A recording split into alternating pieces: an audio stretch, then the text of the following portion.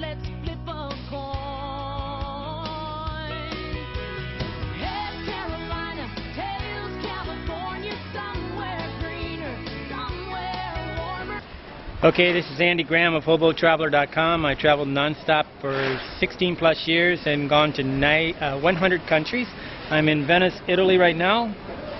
Okay, let's see. Ask Andy question. Hello. Rodney. Rodney asked this question. He finds... Okay, my question is, Rodney, he says, I'm 47. My question, you have been traveling for 16 years, so I gather you started around age 42. I think so. I'm not positive. I don't really pay attention. How has Andy, the 45-year-old traveler, differed from Andy, the 55-year-old traveler, in regards to mind, body, soul, and cash flow? Well, when I first started traveling, I was really traveling on a shoestring. I was really traveling at about $5 a day for the first 3 or 4 years. So with Google AdSense, I went up to a point where I was earning plus of 50,000 plus, and now I'm averaging about the same as any American person. I can easily live on a budget of around, I can easily afford probably $20 to $30 a day, and that makes it really easy to travel frugally. I mean, you can travel actually on $10 to $15 a day, but it gets a little more difficult. But what has changed between me at age 45 or when I first started traveling and now? When I first started traveling, I guess I thought I was going home, so I was always a tourist, and so I traveled faster. I traveled along almost the same speed as what the other backpackers were doing, and they would say a week or 2 weeks, but that was a great time of travel because there was no reservations on the internet, so people would actually hang out in the hostel until they found the next place to go to and they got a recommendation. Now with the reservations, they're moving super fast. I find that the security makes people travel fast. The idea that they know they have a room and they don't have to look for it. They'd rather have that than have a good room. Me, I'd rather have a good room and not the reservation. And the only way to have a good room is to actually go look at the room before you rent it. But what's ultimately changed about my travel is that I go slower. I also care less and less about my fellow travelers in the sense that I just know that they're not very bright for the most part. They're just following the herd of lemmings. There's lemmings going to the sea to jump in, right? So you finally realize that you will never see most of these people again, and most of them don't care anything about me, and all they're doing is collecting tags on their passport, on stamps on their passport, and locations so they can go home and talk about it. And they're living the same lifestyle as they lived in America. I refuse to live that lifestyle. So because I refuse to live that lifestyle, I am now like the sole traveler. But I do go to, if you look at my website, you click on Live Abroad, there's 100 places that I would recommend to go hang out at. And what that is doing is these are places where people actually hang out for longer than 2 or 3 days, right? And none of them are really in Europe. I think I might have Riga, Latvia. But I'm here looking for a place.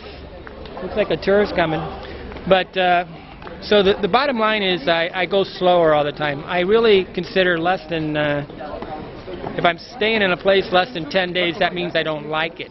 And if you can see here in Europe, I'm only staying 2 or 3 days.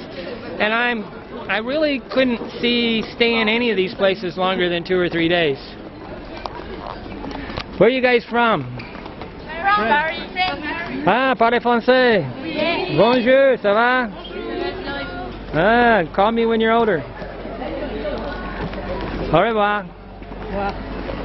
This is a group of kids from Paris. There's lots of tour groups around here. I'm in Venice, Italy, so. I also, as I've traveled, I've become more alpha male, and I've become more willing to talk to anybody because I realize I don't have a second chance. It's not like I'm going to ever see these people again. So when you realize that you're not connected to these people in any way, shape, or form, you're actually free. And but I still am looking for home. And when I say I'm looking for home, when I first started traveling, I wasn't looking for a home. I was the same as everybody else. I was collecting passport stamps, and I was locations, and thinking that I was going to make the ultimate guide to the world. Now I realize I'm not going to, and I'm looking for people. I'm always looking for the friendship that you have.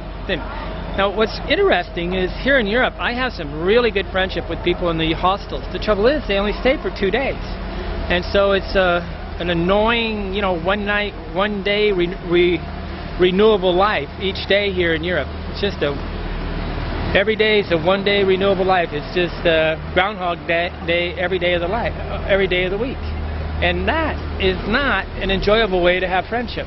So I'm more I travel, the more I'm looking for the places where expats are hanging out, or people hang out for 2 or 3 weeks at a time. But I haven't found any of those places in Europe. Maybe Riga, Latvia, and I'm hoping Kiev, Ukraine soon.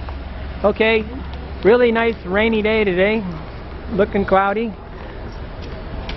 Here is how they go buy groceries in most of Europe. The old ladies have to carry these carts. It's why they actually, stay pretty healthy though, because they walk with these carts. Okay, Andy Graham, hobotraveler.com in Venice, Italy. Wondering whether I should go back to my hostel, and this is not the place to be stranded in a rainstorm. Most of these buildings look like they're vacant.